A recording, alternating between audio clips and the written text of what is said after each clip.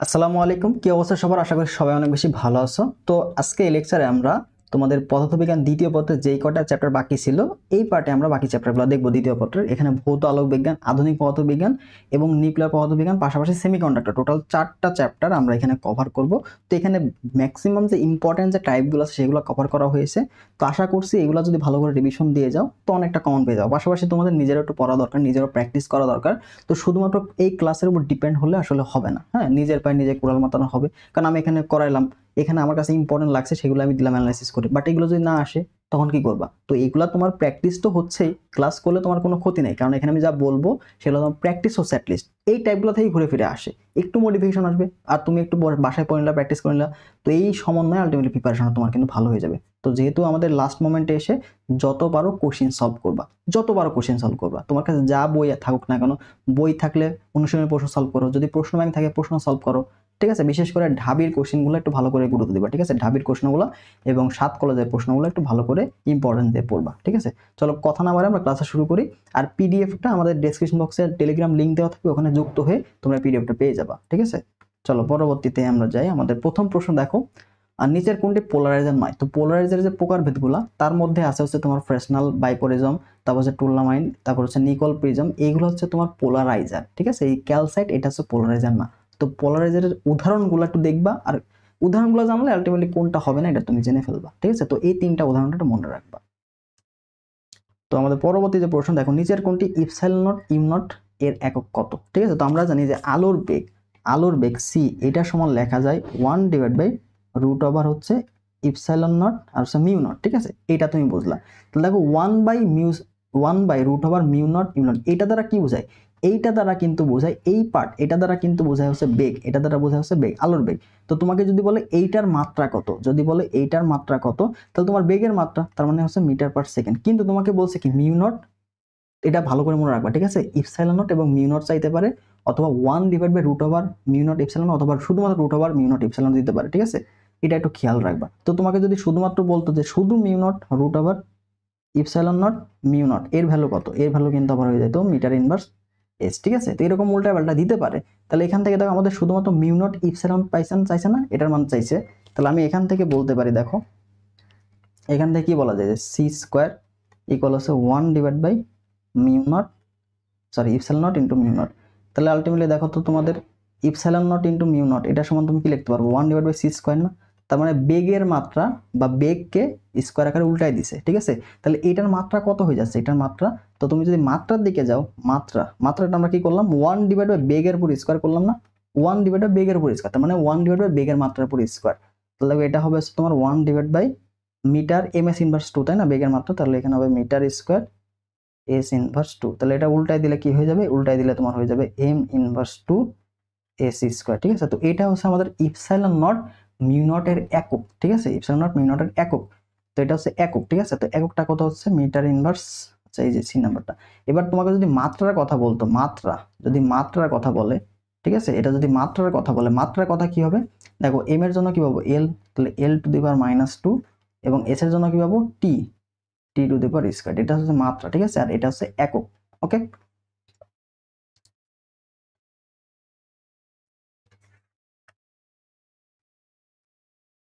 একক। তো পরবর্তী প্রশ্ন যাই, চলো আমাদের সেকেন্ড কোশ্চেন বলছে, একটি সুসংগত উৎস থেকে ডেল তরঙ্গ দৈর্ঘ্যের 2টা তরঙ্গ সমদশায় বের হচ্ছে। একটি বিন্দুতে যেখানে তরঙ্গ দুটি মিলিত হয় সেখানে তাদের দশা পার্থক্য হচ্ছে 90°। ঠিক আছে, দশা পার্থক্য দেওয়া আছে কত, 90°কে আমরা π/2 আকারে লিখতে পারি রেডিয়ানে।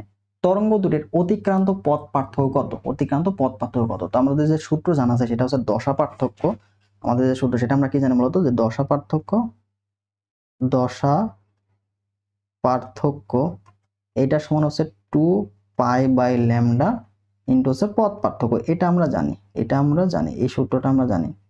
তাহলে এখান থেকে তোমাদের বের করতে বলছে পথ পার্থক্য কত। তাহলে তুমি পথ পার্থক্য সমান কি λ/2π ইন্টু দশা পার্থক্য করতে পারবে না, অতএব পথ পার্থক্য এটা উল্টো কত হচ্ছে বলতো, এটা উল্টায় যাবে, তার মানে λ/2π, λ/2π গুণন হচ্ছে দশা। ঠিক আছে, তাহলে দেখো λ/2π দশা পার্থক্য কত আসছে 90°, মানে π/2, π/2, তাহলে পাই কাটা গেল, 2 দুগুণে 4, তার মানে λ/4, এটা হচ্ছে আমাদের পথ পার্থক্য। তো তোমাদের এই প্রশ্নে পথ পার্থক্য বের করতে বলছে, হয়তো অন্য প্রশ্নে দশা পার্থক্য বের করতে বলবে। তো দশা পার্থক্য বললে ডিরেক্ট 2π/λ পথ পার্থক্য করে দিবা, মান দেওয়া থাকবে। আবার যদি পথ পার্থক্য বের করতে বলে তাহলে কি λ/2π ইন্টু দশা পার্থক্য, ঠিক আছে, ইন্টু দশা পার্থক্য। ওকে, আচ্ছা পরবর্তী প্রশ্নে চলে যায়। দেখো নিচের কোনটি তড়িৎ চৌম্বকীয় তরঙ্গের কম্পাঙ্ক সবচেয়ে বেশি? কম্পাঙ্ক, তো কম্পাঙ্ক প্রপোর্শনাল টু 1/λ, তাহলে যার তরঙ্গ দৈর্ঘ্য সবচেয়ে কম তার কম্পাঙ্ক সবচেয়ে বেশি, তার কম্পাঙ্ক সবচেয়ে। আবার শক্তির ক্ষেত্রে ই ইকুয়াল হচ্ছে HF, ঠিক আছে। আবার দেখবা যে তোমাকে বলতে পারে কার শক্তি বেশি, তাহলে যার কম্পাঙ্ক বেশি তারও কিন্তু শক্তি বেশি, অর্থাৎ যার তরঙ্গ দৈর্ঘ্য কম হবে তার কম্পাঙ্ক বেশি হবে, আবার কম্পাঙ্ক বেশি হলে শক্তির মানটাও কিন্তু বেশি হবে। তো এদের মধ্যে সবচেয়ে বেশি হচ্ছে তোমার গামা, ঠিক আছে, সবচেয়ে বেশি হচ্ছে গামা। তো আমরা এটা হচ্ছে 1 নাম্বার, এক্সরে হচ্ছে 2 নাম্বার, ঠিক আছে, তারপর হচ্ছে অতিবেগুনি, তারপর অবলোহিত, এটা হচ্ছে আমরা 3 নাম্বার বলবো, এবং এইটা হচ্ছে আমাদের 4 নাম্বার যদি ক্রম আকারে করি, ঠিক আছে। তাহলে আমাদের সর্বোচ্চ কম্পাঙ্কটা হচ্ছে গামা রশ্মি, কারণ গামা রশ্মির তরঙ্গ দৈর্ঘ্য সবচেয়ে কম, ঠিক আছে, এর জন্য আর কি ফ্রিকোয়েন্সিটা সবচেয়ে বেশি। তো এই সূত্রগুলো কিন্তু আমাদের জন্য ইম্পর্টেন্ট, ঠিক আছে। তোমাকে এখানে কম্পাঙ্ক না বলে শক্তিও বলতে পারতো, এখানে বলতো যে শক্তি সর্বোচ্চ কোনটা, সেই ক্ষেত্রেও গামাই হইতে আনসার। পরবর্তী দেখো ইয়ং এর দ্বিচির পরীক্ষায় চিরদ্বয়ের মধ্যবর্তী দূরত্ব দ্বিগুণ, তাহলে চিরদ্বয়ের যে মধ্যবর্তী দূরত্ব এটা তুমি দ্বিগুণ করে দিলা, দ্বিগুণ করা হলো, আচ্ছা ভালো কথা, তার মানে 2a, এখানে 2a হলো। এবার পর্দার প্রতি একক দৈর্ঘ্য উজ্জ্বল ডরার সংখ্যা যদি আমি স্থির রাখতে চাই, তাহলে চির হতে পর্দার দূরত্ব d, এটাকে কিভাবে পরিবর্তন করতে হবে, ঠিক আছে। তাহলে একক ডরার যে দৈর্ঘ্য সেটা আমাদের স্থির রাখবো। প্রথম কথা হচ্ছে আমরা কি করছিলাম, মধ্যবর্তী চিরদ্বয়কে দ্বিগুণ করছি, এবার ডিটাকে কত গুণ চেঞ্জ করতে হবে এটা তোমাকে ফাইন্ড আউট করতে হবে, ঠিক আছে, বা এটাকে আমরা দেখতে হবে। তাহলে আমাদের প্রথম যে ফাইনাল যে রেজাল্টটা প্রথম আমাদের কি আসতেছে, দেখো ইয়ং এর দ্বিচির পরীক্ষায় মধ্যবর্তী দূরত্ব তুমি 2a করা হলো, পর্দার প্রতি একক দৈর্ঘ্যে উজ্জ্বল ডরার সংখ্যা স্থির রাখতে হলে চিরদ্বয়ের পর্দার দূরত্বকে কিভাবে পরিবর্তন করতে হবে। তাহলে আমাদের প্রথম যেটা বলি x1, এটা সমান কি ছিল, λ/d1 ডিভাইড বাই a1, এটা ছিল প্রাথমিক অবস্থায়। এবার দ্বিতীয় অবস্থায় এসে তুমি কি করলা, a2টাকে আগের তুলনায় দ্বিগুণ করলা, মানে a2 দ্বিতীয় অবস্থায় যে আমাদের চিরদ্বয়ের মধ্যবর্তী দূরত্ব এটা কি হলো, আগের তুলনায় দ্বিগুণ করলো, মানে 2a1 হলো, ঠিক আছে। তাহলে দেখো λ/d2 ডিভাইড বাই কি হচ্ছে এখানে 2a2। এবার বলছে এই দুইটা সমান করতে হয়, যদি সমান রাখতে চাই, অর্থাৎ মধ্যবর্তী যে দৈর্ঘ্যটা বা ডোরা প্রস্থতা এটা যদি সমান রাখতে চাই, তাহলে d2 এটা কত গুণ করতে হবে, ঠিক আছে। তাহলে যেহেতু x1 আর x2 সমান করতে হবে, তাহলে প্রশ্ন মতে তোমাকে বলছে x1 এবং x2 কি হতে হবে, সমান হইতে হবে। তাহলে যদি সমান হয় তাহলে দেখো λ/d1 divide by a1 equal হচ্ছে তুমি হচ্ছে এটা a1 হবে, a1 হবে। তারপর λ/d2 ডিভাইড বাই 2a1, তো তুমি যদি দেখো যা যা কাটাকাটি যায়, ল্যামডা কাটা গেল, a1 কাটা গেল, থাকলো কি তোমার এখানে, থাকলো হচ্ছে d1 ইকুয়াল, দেখো হচ্ছে উপরে থাকলো d2 নিচে থাকলো 2। তো তোমাকে d2টাকে মানে পরবর্তী অবস্থায় যে d এটাকে কত গুণ করতে হবে, তাহলে d2, এই যে d2, এই d2টা সমান কি হচ্ছে বলতো 2d1 না, 2d1, তার মানে আগের তুলনায় তোমাকে দ্বিগুণ করতে হচ্ছে, আগের তুলনায় দ্বিগুণ করতে হবে, ঠিক আছে। তাহলে আগের তুলনায় দ্বিগুণ করতে হবে, সেটা সি নাম্বারটা অ্যান্সার। ওকে, ওটা বুঝতে পারছো। প্রথম অবস্থায় ছিল সেটা, এটা প্রাথমিক অবস্থায় আমরা বলছে এই মধ্যবর্তী দূরত্বকে দ্বিগুণ করলাম, তাহলে মধ্যবর্তী দূরত্ব দ্বিগুণ মানে কি, যে a2 এর মানটা কি হয়ে যাবে, আগের তুলনায় দ্বিগুণ, 2a1 মান বসাই দিয়েছি। তো এই ঘটনা ঘটলো। এবার আমি এদের যে প্রস্থটা এটা সমান রাখতে চাচ্ছি, তাহলে d2টাকে কিভাবে পরিবর্তন করতে হবে, তাহলে x1 = x2 করে দিলা, এই পাশের মান এই পাশের মান বসাই দিলে d2 এর মানটা তুমি ইজিলি বের করতে পারবা, ঠিক আছে। আশা করি বুঝছো, তাই না। আচ্ছা পরবর্তী প্রশ্নে যাই, চলো। এখানে বলছে ইয়ং এর পরীক্ষায় যদি স্লিট ও পর্দার দূরত্ব দ্বিগুণ এবং স্লিট দ্বয়ের মধ্যবর্তী দূরত্ব, স্লিট ও পর্দার দূরত্ব মানে কি, যে ডি, ঠিক আছে, আর স্লিট দ্বয়ের মধ্যবর্তী দূরত্ব মানে কি এ, এটাকে তুমি একটা অর্ধেক করা হলো, তাহলে ডোরা প্রস্থ পূর্বের তুলনায় কত গুণ হবে, ডোরার প্রস্থ পূর্বের তুলনায় কত গুণ হবে। তাহলে আমাদের দেখো এক্স, এটা কি হয় নর্মাল অবস্থায় আমরা জানি λ/d ডিভাইড বাই a, ঠিক আছে। আচ্ছা তাহলে এখানে আমাদের যদি এক্স ড্যাশ বলছে, কি বলছে বলতো, এই যে স্লিট ও পর্দার দূরত্ব এটাকে আমরা কি করলাম, এটাকে আমরা হচ্ছে দ্বিগুণ করলাম, তাহলে 2d হলো ডিভাইড বাই a, স্লিট দ্বয়ের দূরত্ব কি করলাম, অর্ধেক করলাম, তাহলে দেখো 1/2 ইন্টু a, তাহলে এই 2 উপরে চলে যাবে না, তাহলে এখানে দেখো রেজাল্টটা কত আসলে 4 λ/d ডিভাইড বাই a, এই যে λ/d বাই a এটাই তো আমাদের x, তাই না। তাহলে এটা কি হচ্ছে বলতো 4x না, তাহলে x ড্যাশের মানটা কি হচ্ছে 4x, মানে আগের তুলনায় কি হচ্ছে, আগের তুলনায় 4 গুণ হয়ে যাচ্ছে, আগের তুলনায় ডোরা প্রস্থ 4 গুণ হয়ে যাচ্ছে। তো এইভাবে তোমরা করে ফেলতে পারবা, ঠিক আছে। তো পরবর্তী প্রশ্ন আসো, এখানে আমাদের বলছে একটি তরঙ্গের দুইটা বিন্দুর মধ্যে পথ পার্থক্য λ/8। তাহলে বিন্দুর মধ্যে পথ পার্থক্য, এখানে আলটিমেটলি পথ পার্থক্য হবে না, এটা তোমাকে দশা পার্থক্য। হ্যাঁ, এটা তোমাদের দশা পার্থক্য বের করতে বলছে। তাহলে আমাদের কিছুক্ষণ আগে দেখলাম যে দশা পার্থক্য, এই যে দশা পার্থক্য, ঠিক আছে, দশা পার্থক্য এটা সমান আমরা কি দেখছিলাম, দশা পার্থক্য সমান হচ্ছে 2π/λ ইন্টু পথ পার্থক্য, তাই না, ইন্টু পথ পার্থক্য। তাহলে দেখো 2π/λ ইন্টু পথ পার্থক্য কত দেওয়া আছে, λ/8, ল্যামডা কাটা। তাহলে দেখো 8 কে 2 দিয়ে ভাগ করলে 4 হয়, তাহলে π/4 এটাই আলটিমেটলি আমাদের কি বলতো দশা পার্থক্য, যেটা দেওয়া আছে বি নাম্বারটা। বুঝতে পারছি? তাহলে এর আগে আমরা পথ পার্থক্য বের করা শিখলাম, এখন আমরা দশা পার্থক্য বের করা শিখলাম। এই দুইটা কিন্তু অনেক ইম্পর্টেন্ট, পরীক্ষা আসার মতো। তো অবশ্যই এই কনসেপ্টটা তোমরা ক্লিয়ার রাখবা। পরবর্তী প্রশ্ন আসে, এখানে বলছে কোন ভৌত প্রক্রিয়া শব্দ তরঙ্গ দ্বারা প্রদর্শিত হয় না, মানে শব্দ তরঙ্গ কোনটা প্রদর্শন করে না। তো মনে রাখবা সমবর্তন যেটা, এইটা তোমার শুধুমাত্র অনুপ্রস্থ যে তরঙ্গ, অনুপ্রস্থ এদের দ্বারা হয়। অনুপ্রস্থ তরঙ্গটার উদাহরণ কি, আলো, ঠিক আছে, আলো। তাহলে আমাদের শব্দ, এই শব্দটা হচ্ছে তোমার অনুদৈর্ঘ্য, শব্দ হচ্ছে অনুদৈর্ঘ্য তরঙ্গ, ঠিক আছে। তো অনুদৈর্ঘ্য তরঙ্গের সমবর্তন হয় না, অনুদৈর্ঘ্য তরঙ্গের সমবর্তন হবে না। বাকিগুলো প্রতিসরণ, ব্যতিচার, অবর্তন এগুলো হবে, কিন্তু অনুদৈর্ঘ্য তরঙ্গের সমবর্তন হয় না, সমবর্তন হয় না, ঠিক আছে, এটা মনে রাখতে হবে। পরবর্তী প্রশ্নে দেখো আমাদের বলছে কোনটি তড়িৎ চুম্বকের তরঙ্গ নয়। এই ধরনটা প্রায় পরীক্ষা আসতে দেখা যায়, এটা মনে রাখবা। এটা আমাদের কি, আল্ট্রাসাউন্ড, ঠিক আছে, আল্ট্রাসাউন্ড। এটা হচ্ছে আমাদের তড়িৎ চুম্বকীয় তরঙ্গ না, বাকি যেগুলো আছে সেগুলো আমাদের তড়িৎ চুম্বকীয় তরঙ্গ। পরবর্তী দেখো প্রশ্ন গঠনমূলক ব্যতিচার। গঠনমূলক ব্যতিচারের জন্য পথ পার্থক্য কত, পথ পার্থক্য গঠনমূলক আসতে পারে বা উজ্জ্বল আসতে পারে, ঠিক আছে, উজ্জ্বল বা অন্ধকার আসতে পারে। তো গঠনমূলক বললে আমরা কি লিখবো, এই যে λ/2 আছে না, এই λ/2 এর যে জোর গুণিতক সেটা হচ্ছে গঠনমূলকের জন্য, ঠিক আছে, গঠনমূলক।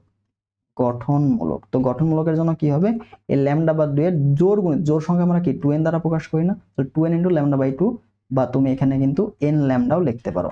এবার তোমাকে যদি বলে ধ্বংসাত্মক, ধ্বংসাত্মকের জন্য কি হবে, এই λ/2 এর বিজোড় গুণিতক, তাহলে বিজোড় সংখ্যাকে আমরা কি 2n + 1 দ্বারা প্রকাশ করতে পারি, 2n - 1 দ্বারা প্রকাশ করতে পারি, ঠিক আছে। তাহলে এখানে দেখো 2n + 1, এটা হচ্ছে λ/2। যখন 2n + 1 দিবা তখন n এর মানটা তুমি 0 বসাতে পারো, আবার যখন 2n - 1 দিবা তখন n এর মানটা তুমি 1 বসাবে, ঠিক আছে। তাহলে এইটা হচ্ছে আমাদের ধ্বংসাত্মক ব্যতিচারের জন্য 2n + 1। বুঝতে পারছি? আচ্ছা, তো অনেক সময় তোমাকে দশা পার্থক্য বের করতে বলতে পারে, ঠিক আছে। এটার জন্য দশা পার্থক্য কি হবে বলতো, ডেল। এটার সমান আমরা কি জানি যে 2π/λ ইন্টু n ল্যামডা না। তাহলে এখান থেকে দশা পার্থক্যটা হচ্ছে তোমার ল্যামডা কাটা, তাহলে 2nπ, ঠিক আছে। তাহলে আমাদের যে গঠনমূলক ব্যতিচার তার জন্য দশা পার্থক্য কত, 2nπ হবে, এবং ধ্বংসাত্মকের জন্য দশা পার্থক্য এটা সমান হবে হচ্ছে 2π/λ ইন্টু 2n + 1 ইন্টু λ/2। তাহলে দেখো এই 2 কাটা গেল, এই ল্যামডা কাটা গেল, তাহলে থাকলো কত, 2n + 1 ইন্টু পাই। এটা হচ্ছে আমাদের ধ্বংসাত্মক ব্যতিচারের জন্য দশা পার্থক্য। তো দশা পার্থক্য বললে এগুলো আমরা অ্যাপ্লাই করবো, এগুলো হচ্ছে দশা, এগুলো হচ্ছে, এটা পাশে লিখে দিই দেখো ডেল, এটা হচ্ছে দশা পার্থক্য, এটা হচ্ছে দশা পার্থক্য। দশা পার্থক্য বললে আমরা এগুলো দিব, আর যদি আমাদের হচ্ছে পথ পার্থক্য বলে তখন আমরা এইটা অ্যাপ্লাই করবো, ঠিক আছে। আসতে পারে কিন্তু পরীক্ষায়। পরবর্তী প্রশ্ন আসো, এখানে বলছে তোমার কোন বস্তুর বেগ, আমরা আধুনিক পদার্থবিজ্ঞানে চলে গেছি, কোন বস্তুর বেগ যদি আলোর বেগের সমান হয়, কোন বস্তুর বেগ যদি আলোর বেগের সমান হয়, তাহলে এর ভরটা কত হবে। তোমাদের যে গতিশীল ভরের যে সূত্র সেটা কি বলতো, m = m0 / √1 - v²/c²। এখন এই বেগ যদি c এর সমান তুমি বসাই দাও, তাহলে এখানে কি ঘটনা ঘটবে বলতো, এখানে দেখো c উপরেও c², তার মানে 1 চলে আসে, তাহলে m = দেখো চলে আসবে হচ্ছে m0 / √1 - 1, তার মানে কি বলতো m0 / 0, যেটা তোমার হচ্ছে অসীম, যেটা তোমার কি হয়ে যাবে, অসীম হয়ে যাবে, হ্যাঁ, অসীম হয়ে যাবে। তাহলে যদি কোনো একটা বস্তুকে তুমি যদি আলোর বেগে গতিশীল করো, তাহলে বস্তুর ভরটা কেমন হয়ে যাবে, এটার ভর হয়ে যাবে অসীম। এটা কিন্তু গুরুত্বপূর্ণ, ঠিক আছে, এটা হচ্ছে কি খুবই গুরুত্বপূর্ণ একটা প্রশ্ন।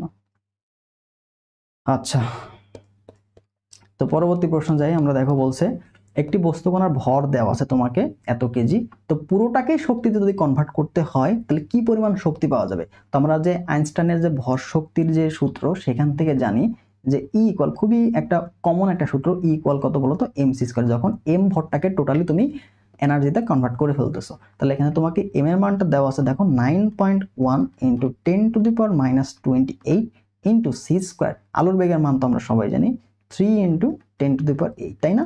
আচ্ছা, এটার পরে স্কোয়ার হবে। তো দেখো এখানে আমাদের 9.1 ইন্টু 10⁻⁻28 ইন্টু 3 তারিখকে 9 গুণ, এটা গুণ হয়ে যাবে 10⁻16। তাহলে আমাদের প্রধান কাজ কি 9 নং 81, এখানে আমি পাবো 81 সামথিং একটা আসবে, এটা আমরা লিখলাম 81.21 বা সামথিং এরকম একটা মান আসবে। পাওয়ারটা হিসাব তোমাকে করতে হবে। দেখো এখানে আছে -28 আর এখানে আছে +16, এখানে আছে +16, ঠিক আছে? তাহলে এইটা আলটিমেটলি কি হবে বলো তো 10⁻−12 হয়ে যাবে না, 10⁻−12 হয়ে যাবে। দেখো যোগ করলে যোগ করলে কি হয়েছে 10 দেখো 12 হয়ে যাচ্ছে।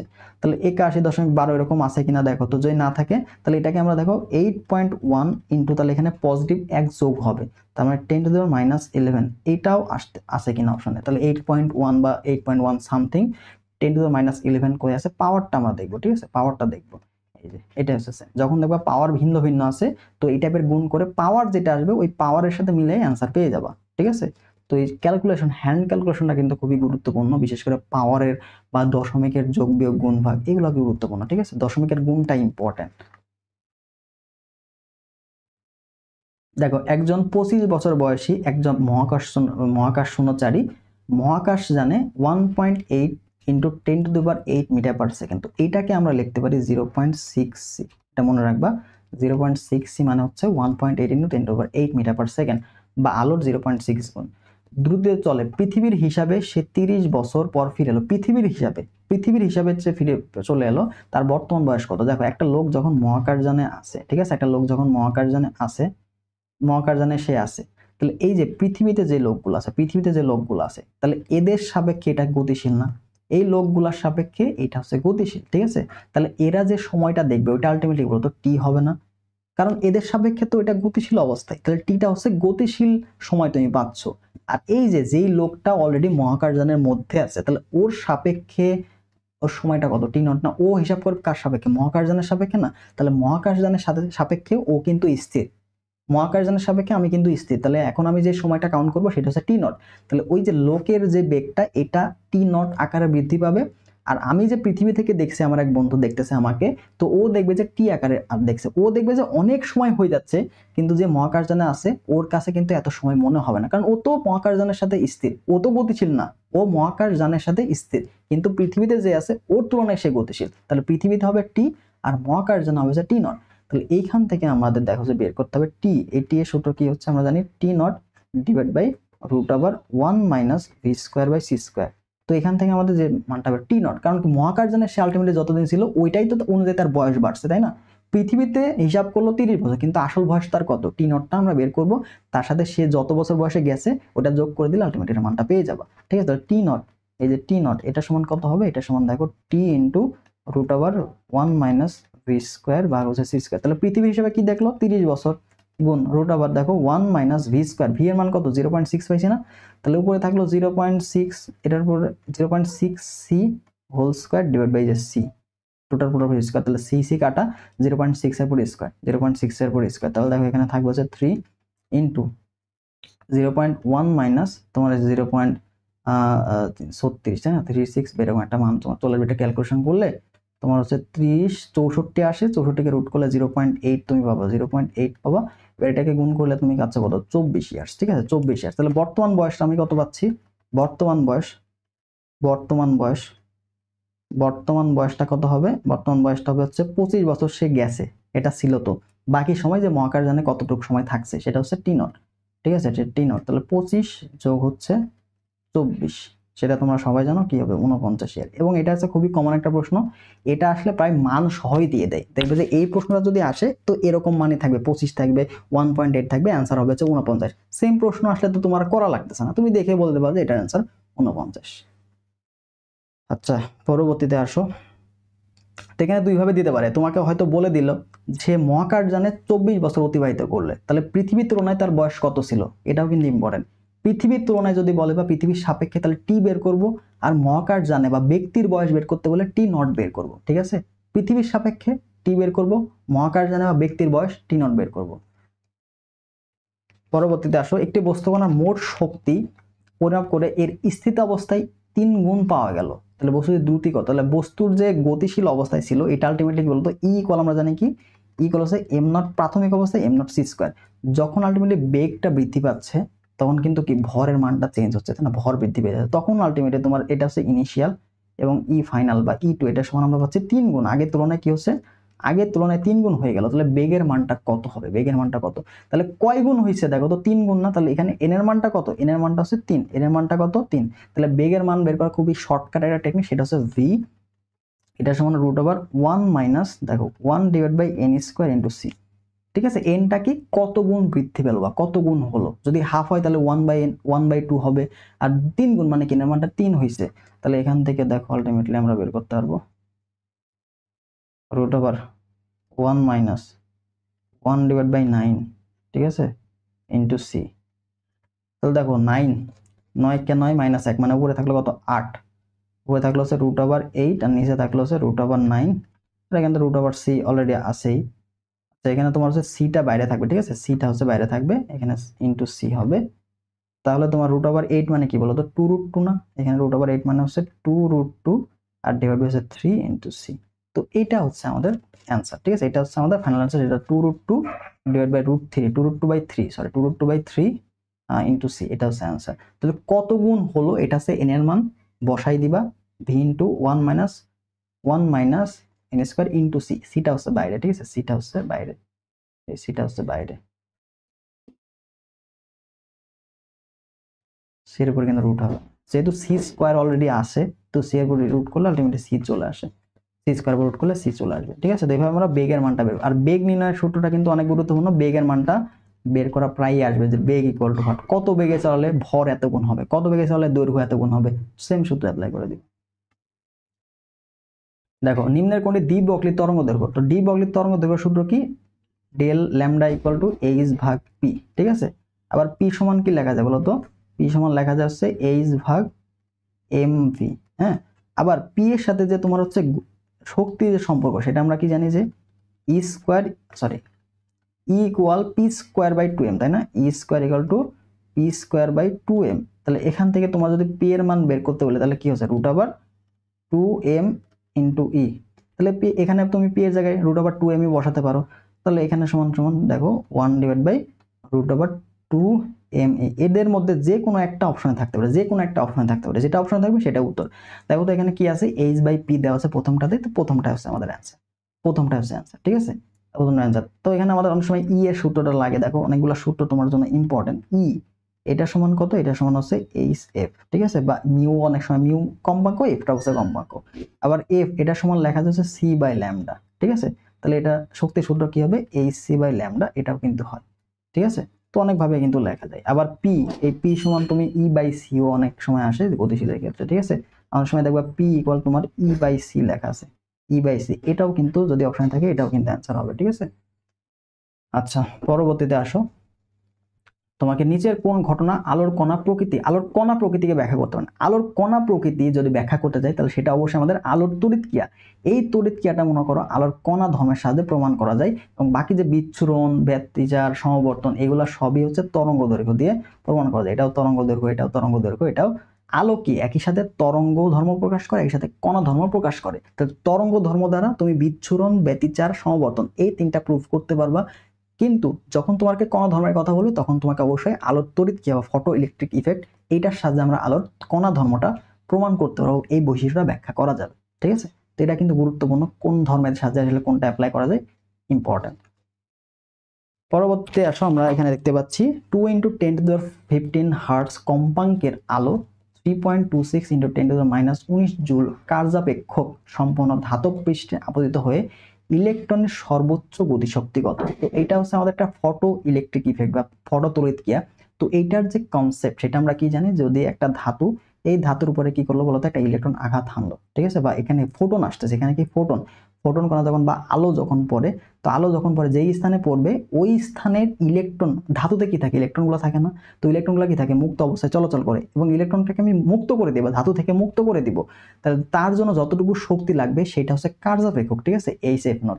এই এইচ এফ নটের পরিমাণ শক্তি যখন এর মধ্যে যাবে, যাওয়ার পরে ইলেকট্রনটা কিন্তু মুক্ত হয়ে যাবে, তো বাকি যে শক্তিটা, এই শক্তিতে সে কি করবে, এটা হচ্ছে ওই গতিশক্তি প্রাপ্ত হয়ে সে এখান থেকে মুভ করবে, মানে এই ধাতু থেকে সে চলে যাবে, এই ধাতু থেকে ইলেকট্রনগুলো 1/2 mv² এই বেগে চলে যাবে। তাহলে আমরা কি দেখলাম যে টোটাল যে শক্তি, একটা ধাতুর উপরে শক্তি পড়লো, ই পরিমাণ শক্তি পড়লো, ঠিক আছে।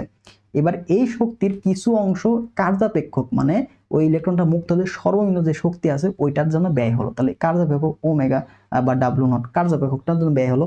এবার বাকি যে শক্তিটা, এই শক্তি দিয়ে এখানে যে ইলেকট্রনটা মুক্ত হলো ওই ইলেকট্রনটা ছুটে চলে যাবে বা বিচ্ছুরিত হয়ে যাবে। তাহলে এই যে হাফ, এই যে ই সমান কত, 1/2 mv², এই এর মানটাই তোমাকে বের করতে বলছে, ঠিক আছে। আমরা যদি শক্তির আরেকটা ফুল ফর্ম দিয়ে ই মানে হচ্ছে তুমি এইচ এফ, এফটা হচ্ছে ফোটন কণা পড়বে, ফোটনের কম্পাঙ্ক, আর এখানে ওমেগা নট, এটা হচ্ছে এইচ এফ নট বা সূচন কম্পাঙ্ক, এফ নটটাকে বলা হয় সূচন কম্পাঙ্ক, প্লাস ইটাকে আমরা 1/2 mv², এটা দ্বারাও প্রকাশ করতে পারি। এই যে ভি ম্যাক্স, এটা কিন্তু ভি ম্যাক্স, ঠিক আছে, সর্বোচ্চ বেগ, অনেক সময় তোমাকে বেগটাও বের করে দিতে পারে। তাহলে আমাদের ই এর মানটা বের করতে বলছে, সর্বোচ্চ গতিশক্তি, এটাই কিন্তু আমাদের ই ম্যাক্স, ঠিক আছে।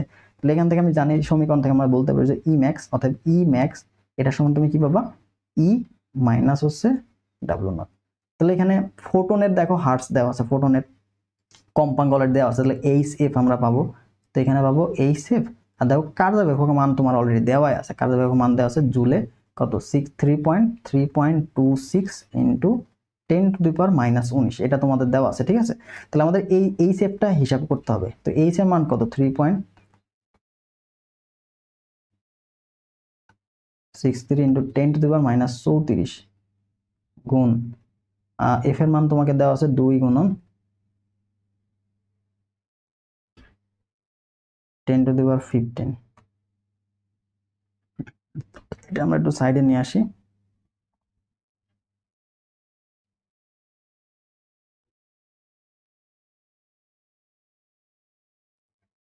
আচ্ছা, তাহলে এখানে মাইনাস কি হবে, 3.26 ইন্টু 10⁻⁻19। তাহলে দেখো এখানে হিসাব করে ফেলো, 6 দুগুণে কত হবে, 12 হবে। তাহলে এটার সাথে এটা যদি যোগ করা যায়, 34 - 19, ঠিক আছে, তাহলে 19 আর 9, আচ্ছা তাহলে দেখো এখানে চলে আসে কি, তাহলে 34 আর 15 যদি বিয়োগ করো, তাহলে এখানে পাবা হচ্ছে 9 আর এখানে 2, তার মানে 19 পাবা। দেখো 6 দুগুণে কত, 12 না, 12 আর 6 দুগুণে 12, তার মানে 13 দশমিক সামথিং তুমি পাবা, 13 দশমিক সামথিং এখানে আসবে, 13 দশমিক কত, এখানে তোমার হচ্ছে 3 এর 6, 12, 6.6 বা এরকম আসবে, ইন্টু 10⁻, দেখো মাইনাস কত, এখানে 19 আসলো, মাইনাস হচ্ছে 3.26, ঠিক আছে, ইন্টু 10⁻⁻19। দেখো তো যখনই বিয়োগ করবা তখন তোমাকে অবশ্যই পাওয়ারটা সেম হইতে হবে, ঠিক আছে, যখনই বিয়োগ করবা তখন এই যে পাওয়ার দেখছো না, এই পাওয়ারটা সেম হইতে হবে, তাছাড়া তুমি যোগ বিয়োগ করতে পারবা না, ঠিক আছে। তাহলে দেখো এটা বিয়োগ করলে কি হচ্ছে, এখানে তুমি 13 বাদ দিলে আলটিমেটলি 10 দশমিক সামথিং এরকম আসবে, ইন্টু 10⁻19। তো দেখো 10 গুণন 10⁻19 কোথাও নাই, 1 আছে, তাহলে এটাকে 1 করতে হলে কি পাওয়ার দশমিক কি আছে, বামে আছে, ডান থেকে বামে নিয়ে আসলে কি পাওয়ার এখানে 1 যোগ হবে, তার মানে তোমার 1 ইন্টু 10⁻⁻18 জুল, এটা হচ্ছে অ্যান্সার, যেটা আমাদের এ নাম্বারে দেওয়া আছে, ঠিক আছে। এটা হচ্ছে গতিশক্তি। তো এইভাবে আমাদের ফটো ইলেকট্রিক ক্রিয়া থেকে মানগুলো তোমার দিতে পারে। গতিশক্তি বললে এ বের করো, বা কার্যবেক্ষক বললে ডাব্লিউ বের করো, সেটা কি এইচ এফ নট। সূচন কম্পাঙ্ক বললে কি হবে, এই যে এফ নট, এই এফ নটটা কিন্তু সূচন কম্পাঙ্ক, এটা কিন্তু সূচন কম্পাঙ্ক, সূচন কম্পাঙ্ক অনেক সময় ম্যাথ দেয়, ঠিক আছে। সূচন কম্পাঙ্ক কি হবে, এফ নট এর সমান কার্যবেক্ষককে তুমি যদি এইচ দিয়ে ভাগ করে দাও, হাইজেনবার্গের যে কনস্ট্যান্ট সেটা ভাগ করে দিলে এফ নটের মানটা পেয়ে যাবা। তো পরবর্তী প্রশ্ন আসো, এখানে আমাদের বলছে কি, একটি কণা ভি বেগে চলে যাতে তার স্থির ভরের দ্বিগুণ হয়। স্থির ভরের কয় গুণ, দ্বিগুণ। যদি আলোর বেগ সি হয় তবে কণাটির মানটা কত, এখানে স্কয়ার হবে একটা, তবে কণাটির জন্য কোনটা সঠিক হবে, ঠিক আছে। তাহলে দেখো এখানে আমাদের ভি, এটা আমি কি বলে রাখছি, √1 - n² * c²।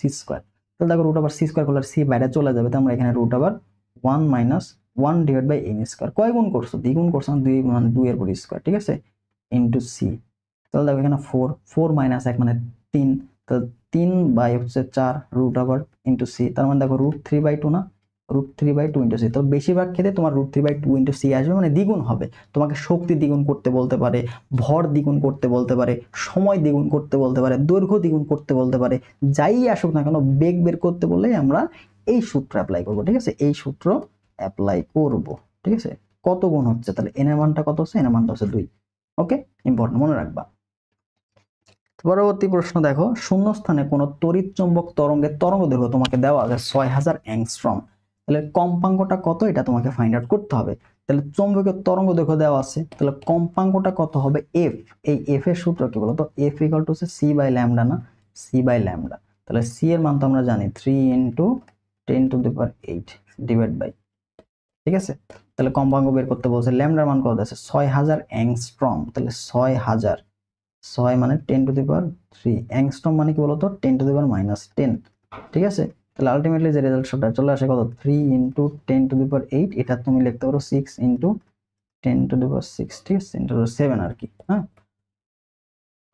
এটাই তো আসে। হ্যাঁ, তাহলে আমাদের যে পাওয়ারটা এটা উপরে চলে যাবে, তাহলে 3 দিয়ে এটা ভাগ করলে 2 থাকে, তার মানে তুমি হাফ পাইলা, হাফ × 10⁸, 8 আর 7 যোগ করলে 15 হয়ে যায়। যেহেতু এখানে হাফ মানে কি 0.5 না, তাহলে তুমি যদি 5 নাও তাহলে এখানে পাওয়ার একটা কমে যাবে 10⁴। ঠিক আছে, এত হার্স। তো এটা হচ্ছে 5 × 10⁻14, এটা কই আছে দেখো, এ নাম্বার অপশনটা। তো সূত্রগুলো কিন্তু important, F equal to C by lambda, এটা ইম্পর্টেন্ট। ঠিক আছে, সি এর মানটা মনে রাখবা, আর ল্যামডা তো দেওয়াই থাকবে। পরবর্তী দেখো, তোমাকে বলছে c/√2 বেগে চলমান m0 স্থির ভরের কোন কণার ভরবেগটা কত তোমাকে বলছে। তাহলে এটা গতিশীল অবস্থায় ভরবেগটা আসলে ফাইন্ড আউট করতে বলছে তোমাকে। ওকে,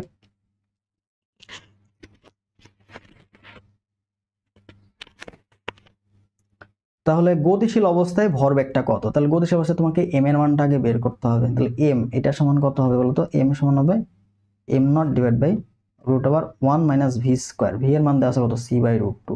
দেখো উপরে হবে c/√2, এইটার পরে স্কোয়ার ডিভাইড বাই আছে c²। তার মানে আমি এখানে পাচ্ছি, উপরে পাচ্ছি m0 ডিভাইড বাই √1 মাইনাস, দেখো এই যে c² নিচের c² কেটে যাবে, তার মানে 1/2 এটা তুমি পাবা। ঠিক আছে, 1/2 এটা আলটিমেটলি পাবা। তাহলে তোমার যেটা হবে সেটা হলো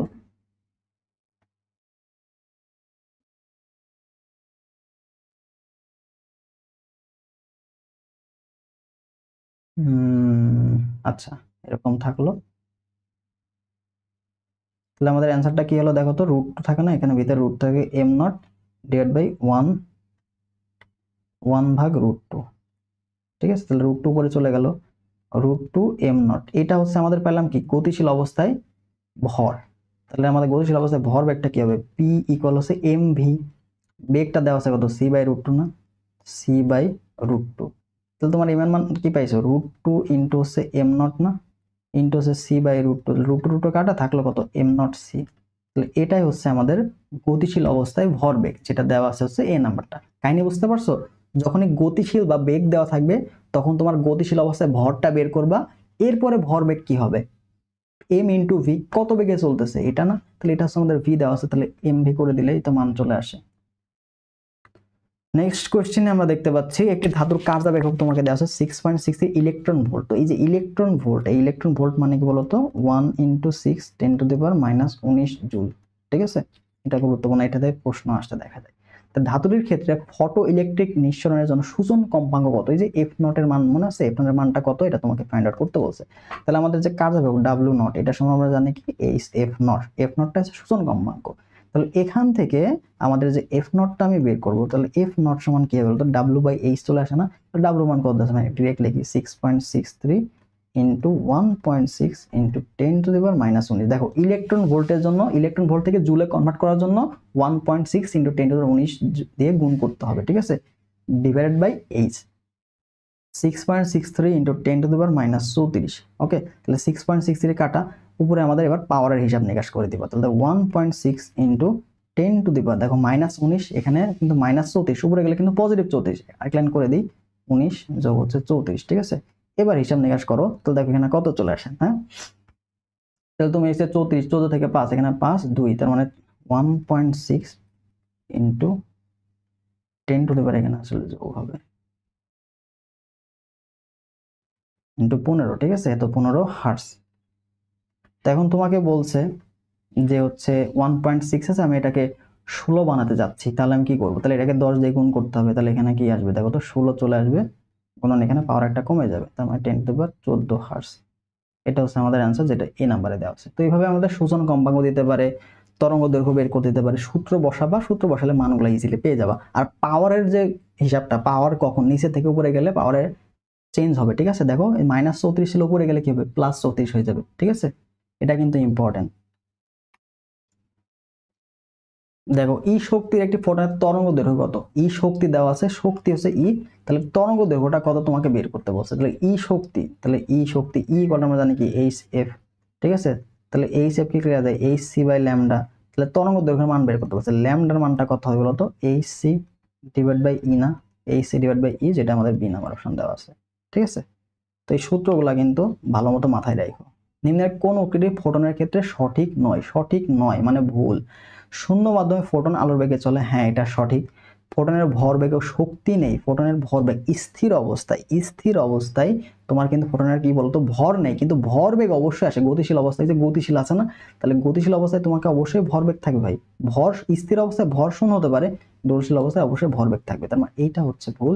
ফোটনের কণা তরঙ্গ উভয় ধর্ম প্রদর্শন করে, যেহেতু আলোর যা করবে এটা তাই হবে। ফোটনের ভর শূন্য, স্থির ভর যেটা আছে, স্থির ভর হচ্ছে শূন্য, ঠিক আছে? স্থির ভর শূন্য হবে, তাহলে ফোটনের ভরবেগ ও শক্তি আছে, ভরবেগ ও শক্তি আছে, তাহলে এটা হচ্ছে নেই, এটা হচ্ছে ভুল। দেখো 1 মিটার দৈর্ঘ্যের একটি স্কেল তার প্রস্থ বরাবর, কোন বরাবর? প্রস্থ বরাবর 0.95 সি বেগে চলমান, লেবে এর পরিমিত দৈর্ঘ্যের মান কত হবে? দৈর্ঘ্যের মান তোমাকে বলছে, তাহলে কোন বেগে চলছে? এত বেগে চলতেছে প্রস্থ বরাবর, তাহলে প্রস্থ চেঞ্জ হবে, দৈর্ঘ্য তো কোনো চেঞ্জই হবে না। যেই বরাবর গতিশীল, যেই বরাবর গতিশীল ওই বরাবর চেঞ্জ হবে, যেই বরাবর গতিশীল ওই বরাবর চেঞ্জ হবে। প্রস্থ বরাবর চেঞ্জ হয়েছে, দৈর্ঘ্য বরাবর কিন্তু চেঞ্জ হয়, দৈর্ঘ্য কই? 1 মিটারই আছে, 1 মিটারই আছে, ঠিক আছে? তাহলে অ্যান্সার কি হবে? 1 মিটার। কারণ কি, আমার দৈর্ঘ্য চেঞ্জ হয় নাই তো, দৈর্ঘ্য বরাবর বেগ বলে নাই তো, বেগ বলছে কি প্রস্থ বরাবর, তার মানে প্রস্থ বরাবর চেঞ্জ হয়েছে, দৈর্ঘ্য বরাবর কোনো চেঞ্জ হয় নাই। আচ্ছা পরবর্তীতে দেখো হাইড্রোজেন পরমাণু, আমাদের এটা নিউক্লিয়ার পদার্থবিজ্ঞানে চলে আসছে আমরা। হাইড্রোজেন পরমাণুর প্রথম কক্ষপথের ইলেকট্রন শক্তি -13 ইলেকট্রন ভোল্ট হলে এর তৃতীয় কক্ষপথের ইলেকট্রন শক্তি কত? অনেক সময় তোমাকে এটা দেওয়া থাকবে না, বলবে যে তৃতীয় কক্ষপথের শক্তি বের করো, তৃতীয় কক্ষপথের শক্তি বের করো। এটা কিন্তু ইনিশিয়াল ভ্যালু, এটা মনে রাখতে হবে। তো আমাদের যে ইএন, এই ইএন ইকুয়াল টু মাইনাস, এই যে ইনিশিয়াল মাইনাস না, আলটিমেটলি ই এর মানটা তো মাইনাস, এই যে initial value divide by N square, ঠিক আছে? অর্থাৎ ই এর মানটা কি হবে? Proportional to 1/n square, N এর সাথে কিন্তু সম্পর্কযুক্ত, ঠিক আছে? তাহলে ইনিশিয়াল মানটা মনে রাখো -13.6, তাহলে এখান থেকে দেখো -13.6 ডিভাইড বাই এন স্কোয়ার, কোন কক্ষপথের? তৃতীয় কক্ষপথ, মানে 3 পরে স্কোয়ার, তার মানে দেখো এখানে -13.6 ডিভাইড বাই 9, তো 9 দিয়ে এটাকে ভাগ করলে কয়বার? একবারই যাবে, তাই না? তাহলে 1 পয়েন্ট সামথিং একটা তুমি একটা ভ্যালু পাবা, এটা কিন্তু ইলেকট্রন ভোল্ট কাউকে, ঠিক আছে? এটা কিন্তু ইলেকট্রন ভোল্ট, ইলেকট্রন ভোল্ট। তাহলে 9 দিয়ে একবারই যাচ্ছে, তাহলে 1 পয়েন্ট সামথিং যে মানটা আছে সেটা হচ্ছে অ্যান্সার, -1.5 ইলেকট্রন ভোল্ট, এটা হচ্ছে আমাদের উত্তর টি নাম্বারটা। তো এই যে এটা কক্ষপথের শক্তি নির্ণয়, এটা কিন্তু গুরুত্বপূর্ণ, এটা একটু মনে রাখবা।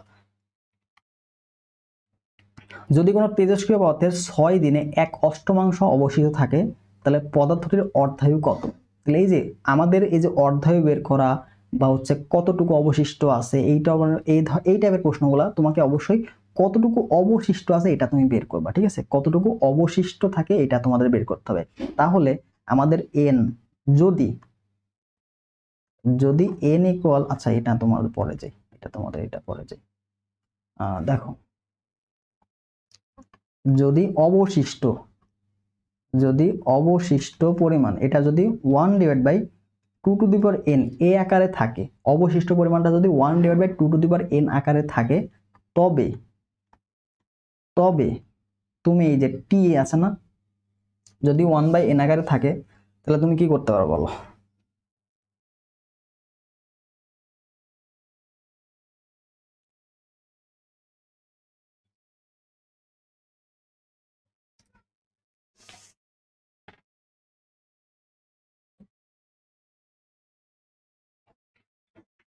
দেখো তো যদি থাকে, তাহলে আমাদের যে টি হাফ এবং টি হাফটা কি? টি হাফটা হচ্ছে অর্ধায়ু এবং কত সময় পর, এই যে 6 দিনে না কত দিনে অবশিষ্ট থাকে, এটা হচ্ছে আমাদের টি। তাহলে টি হাফ এবং টি এর মধ্যে যে সম্পর্ক সেটা হচ্ছে এই যে টি হাফ, এটা সমান হচ্ছে টি ডিভাইড বাই হচ্ছে এন। বোঝা গেছে? এই টিটা কি যতদিন পর অবশিষ্ট, যতদিন পর বা যতদিন পর, এটা হচ্ছে অবশিষ্ট, আর টি হাফটা হচ্ছে অর্ধেক, এটার মধ্যে সম্পর্ক। ঠিক আছে, তাহলে দেখো আমাদের অবশিষ্ট কতটুকু আছে, অবশিষ্টের পরিমাণ, অবশিষ্ট তোমাকে কি বলছে, অবশিষ্ট অবশিষ্ট আছে কতটুকু, 1/8, একের অষ্টমাংশ মানে কি 1/2 তাহলে অথবা এনের মানটা কত, এনের মানটা এখানে 3। ঠিক আছে, টি এর মান তোমাকে কত আছে, কয়দিন পর, 6 দিন পর, 6 দিন পর অবশিষ্ট, তার মানে 6 এনের মানটা কত 3, তার মানে কত 2 দিন। 2 দিনটা হচ্ছে এর অর্ধায়ু, এর অর্ধায়ু কত 2 দিন। তাহলে এই যে অর্ধায়ু এবং কতদিন পর অবশিষ্ট থাকবে এদের মধ্যে যে সম্পর্ক, টি এবং টিএফ এর মধ্যে সম্পর্ক, সেটা কি T half equal to T divide by N. এনটা কি, যদি অবশিষ্ট পরিমাণটাকে তুমি 1/2 আকারে প্রকাশ করতে পারো, সেটাই হচ্ছে এন এর মানটা, 2 এর পাওয়ার যত সেটাই হচ্ছে এন। ঠিক আছে, তো এই প্রশ্নগুলা কিন্তু তোমাকে এরকমই দিবে, কারণ হ্যান্ড ক্যালকুলেশন তো এই 2/2 থাকবে। তোমাকে অবশিষ্ট যদি না দেওয়া থাকে, বলো যে এতটুকু ভেঙে গেল, এতটুকু ভাঙলো, তাহলে অবশিষ্ট কতটুকু থাকলো, সেটা 1 মাইনাস যতটুকু ভাঙছে সেটা তুমি বের করবে অবশিষ্ট পরিমাণটা। ঠিক আছে, অবশিষ্ট তোমাকে বলতে না পারে, বললো যে এত অংশ ভেঙে যায়, তাহলে কতটুকু অবশিষ্ট থাকলো, 1 মাইনাস থেকে অবশিষ্ট করে দিবা, ভাঙাটুকু, তাহলে অবশিষ্ট পেয়ে যাবা। ঠিক আছে, পরবর্তী প্রশ্ন দেখো, এই সূত্র কার জন্য, অবশিষ্ট কতটুকু তার জন্য। দেখো 14 মিনিট পরে একটি তেজস্ক্রিয় মলের 1/16 অংশ অবশিষ্ট থাকে, অবশিষ্ট থাকে, অর্ধায়ু কত এটা দেখে বলা যাচ্ছে না। দেখো অর্ধায়ু কত হবে বলো তো, অর্ধায়ু টি হাফ, এই যে 1/16 এটাকে তুমি কিভাবে প্রকাশ করতে পারো, 1/16, এই 1/16কে 1 তুমি যে 2 টু দি পাওয়ার 4 দ্বারা প্রকাশ করতে পারো, এই মানটা কত 4 না, তাহলে দেখো এখানে 14 ডিভাইড বাই 4, তার মানে 7/2, এটা হচ্ছে আমাদের আলটিমেটলি অর্ধায়ু। ঠিক আছে, ইজিলি বের করে ফেলতে পারবা দেখা মাত্রই। তো এগুলো শর্ট টেক্সটগুলো তোমাকে এমসিকিউ সলভ করতে অনেক বেশি হেল্প করবে। এবার দেখো একটা নিউক্লিয় বিক্রিয়া, তো নিউক্লিয় বিক্রিয়াতে কোনটা অনুপস্থিত তোমাকে বলছে, তো চলো আমরা দেখি কোনটা অনুপস্থিত। তাহলে আমাদের দেখো, আমরা বাম পক্ষ ডান পক্ষ দুইটা সমতা করার চেষ্টা করব। দেখো এখানে ভর সংখ্যা কত 27, এখানে 4, তাহলে 27 আর 4 যোগ করলে কত হয় 31, পাইছি কত এখানে 30, তার মানে আরো একটা লাগবে, তার মানে এখানে যেটা আছে তার ভর সংখ্যা হবে 1। ঠিক আছে, এখানে মনে করলাম x আছে, তাহলে x এর ভর সংখ্যা হচ্ছে 1। এবার আসো আমাদের পারমাণবিক সংখ্যা মিলাই, তাহলে এখানে আছে 13, এখানে আছে 2, যোগ করলে কত 15 হয়, তাহলে ডান পক্ষে আমাদের 15 থাকতে হবে, কিন্তু এখানে আছে কত সিলিকনে 14 পাইছি, তাহলে এখানে যেটা আছে ওটা অবশ্যই 1। ব্যালেন্স করতে হবে, মানে বাম পক্ষে যা আছে তাদের ভর সংখ্যা যোগফল ইকুয়াল ডান পক্ষে যারা আছে তাদের ভর সংখ্যা যোগফল। ঠিক আছে, তাহলে ইকুয়াল করার জন্য দেখো 1 1, তাহলে 1 1 এটা আলটিমেটলি কি বলবো, প্রোটন কণা, এটা হচ্ছে প্রোটন কণা, তাহলে প্রোটন কণা হচ্ছে ভর সংখ্যা 1, পারমাণবিক সংখ্যা হচ্ছে 1। ঠিক আছে, বা হাইড্রোজেন কণা বলতে পারো, হাইড্রোজেন এটা প্রোটন কণা হিসাবে ধরা হয়। ঠিক আছে, এখানে প্রোটন, প্রোটন যদি বলে যে প্রোটন, সেখানে একাল দিয়ে থাকলে হবে না, তো আমি কিছু জিনিস লিখে দিই। দেখো প্রোটন, প্রোটনটা কেমন থাকবে, এটা এমন থাকবে, হাইড্রোজেন হাইড্রোজেন। এবার আলফা কণা, আলফা কণা হচ্ছে দ্বিধনাত্মক হিলিয়াম পরমাণু, দ্বিধনাত্মক হিলিয়াম পরমাণু, এর ভর হচ্ছে 4। আচ্ছা, দ্বিধনাত্মক হিলিয়াম পরমাণু ভর পারমাণবিক সংখ্যা হচ্ছে 4, এবং হচ্ছে এর কি ভর সংখ্যা হচ্ছে +2। ঠিক আছে, আর এই যে আলফা বিটা, এই বিটাটা হচ্ছে তোমার কি ইলেকট্রন মাইনাস, এটা দ্বারা প্রকাশ করবো। অর্থাৎ কোনো বিক্রিয়া থেকে যদি বিটা কণা নির্গত হয়, তাহলে তার পারমাণবিক সংখ্যা 1 বৃদ্ধি পাবে। ঠিক আছে, পারমাণবিক সংখ্যা 1 বৃদ্ধি পাবে। এবার হচ্ছে নিউটনের ক্ষেত্রে কি হয়, নিউটনের ক্ষেত্রে 1, এই যে n0 ভর থাকবে না, শুধুমাত্র এই যে তোমার হচ্ছে ভর 1 থাকবে, পারমাণবিক সংখ্যা 0 থাকবে। ঠিক আছে, তো এগুলো আমাদের বিক্রিয়ার জন্য জানা দরকার। তারপর 14 মিনিট পরে একটা তেজস্ক্রিয় মলের 1/16 যদি অবশিষ্ট থাকে, তাহলে এর অর্ধায়ুটা কত হবে, এর অর্ধায়ুটা কত হবে। তাহলে সেম একটা প্রশ্ন তোমাকে বলছে 14 দিন পর। আচ্ছা, এই প্রশ্ন তোমার মনে একটু ভুল আছে, দেখি তো। এত মিনিট পর এত অংশ অবশিষ্ট, মানে কি 14 ডিভাইড বাই 1/16কে 2 লেখা যায় 4 ইকুয়াল টু 7/2। এখানে মেবি অন্য একটা তথ্য ছিল। ঠিক আছে, যা আছে এরকমই থাকবে, এরকমই সেম একটা প্রশ্ন আছে। দেখো, কোনো তেজস্ক্রিয় মৌলিক পদার্থ প্রথমে 2টা আলফা কণা, পরবর্তীতে একটি বিটা কণা নিঃসরণ করলো, তাহলে পদার্থটির পারমাণবিক সংখ্যার পরিবর্তন কত। তাহলে আমরা আলফা কণার জন্য কি পাইছিলাম, আলফা কণা, একটা আলফা কণা নির্গমন হলে 4টা পারমাণবিক সংখ্যা কমে। ঠিক আছে, আচ্ছা এখানে দ্বিধনাত্মক হিলিয়াম পরমাণু, তাই না, হাইড্রোজেন হিলিয়াম, এখানে একটু ভুল হয়েছে, দ্বিধনাত্মক। আচ্ছা, এখানে আমি কি করতেছি, হ্যাঁ ঠিকই তো আছে, দ্বিধনাত্মক হিলিয়াম পরমাণু, ভর হচ্ছে 4, পারমাণবিক সংখ্যা তো 2, তাহলে এখানে পারমাণবিক সংখ্যা, আচ্ছা যদি একটা আলফা কণার জন্য তোমার এখানে কি হবে, ভর কমে হচ্ছে 4। ঠিক আছে, আর পারমাণবিক সংখ্যা এটা কমে হচ্ছে 2। তার মানে একটা মৌল থেকে যদি হাইড্রোজেন আলফা কণা নিঃসরণ হয় তাহলে ভর সংখ্যা 4 কমে যাবে এবং পারমাণবিক সংখ্যা 2 কমে যাবে। তাহলে 2 বার আলফা কণা নির্গমন হয়েছে, তাহলে ভর সংখ্যা কয়বার হয়েছে? 2 আলফা। তার মানে কত? 2 গুণন 4। তাহলে কি 2 গুণন 2 মানে কত? 4। এই 4 কমছে, ভর সংখ্যা কত কমছে? 4 কমছে। এবার একটা ইলেকট্রন যোগ হয়েছে। এবার ইলেকট্রন একটা নিঃসরণ হলে কি হয়? পারমাণবিক সংখ্যা বৃদ্ধি পায়। ইলেকট্রনের জন্য বা বিটার জন্য কি হয়? পারমাণবিক সংখ্যা বৃদ্ধি পায়। পারমাণবিক সংখ্যা 1 বৃদ্ধি পায়, 1 বৃদ্ধি পায়। তাহলে তুমি টোটালি আলটিমেটলি দেখো ভর সংখ্যা পারমাণবিক সংখ্যা কতটুকু চেঞ্জ হলো। প্রথমে হলো দেখো 4 হইলো, 4টা কমে গেছে, তারপর একটা আবার যোগ হয়েছে। তার মানে টোটাল 3টা পরিবর্তন হয়েছে, 3টা পরিবর্তন হয়েছে। ঠিক আছে? তাহলে প্রথমে 2টা আলফার জন্য 2 দুগুণে 4 কমে গেল, এরপর একটা বিটার জন্য একটা পারমাণবিক সংখ্যা বৃদ্ধি পাইলো। তাহলে 4 - 1 মানে কত? 3 একক পরিমাণ বৃদ্ধি পাইছে বা পরিবর্তন হয়েছে আলটিমেটলি। এটা কমে গেছে, পরিবর্তনের কথা বলছে। এবার দেখো হাইড্রোজেন পরমাণুর ইলেকট্রনের সর্বনিম্ন কক্ষীয় কৌণিক ভরবেগ কত? তো এই যে কৌণিক ভরবেগ যেটা আমরা পি বা এমভিআর, এই এমভিআর সমান আমরা কি জানি বলতো? NH/2 পাই না? তাহলে সর্বনিম্ন মানে কি? n=1 না? যদি n=1 হয়, n=1 হলে যদি 1 হলে তাহলে এখানে এমভিআর বা কৌণিক ভরবেগ সেটা কত বলতো? h/2 পাই না? h/2 পাই। তাহলে এই যে h/2 পাই কই আসে? সি নাম্বারটা। তাহলে সর্বনিম্ন কক্ষীয় কৌণিক, সর্বনিম্ন কক্ষ মানে কি? 1 নম্বর কক্ষপথ। এটাই তো, এর নিচে তো নাই। 0 তো তুমি অ্যাপ্লাই করতে পারবে না। 0 কি কক্ষপথ থাকলো? 1 হচ্ছে সর্বনিম্ন কক্ষপথ। পরবর্তী দেখো একটা তেজস্ক্রিয় মৌলের অর্ধায়ু তোমাকে দেওয়া আছে 1600 বছর। 64 বছর পর মৌলটির কত অংশ অবশিষ্ট থাকবে? অবশিষ্ট আমরা কিভাবে বের করবো? 1/2n, এর মানটা বের করতে হবে। তাহলে দেখো আমরা যে টি হাফ, এই টি হাফ সমান আমরা কি পাইছিলাম? যে t/n।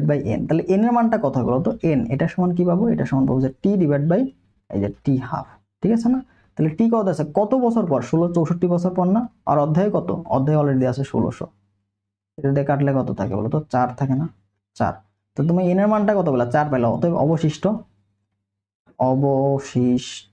এটা সমান কত? 1/2n।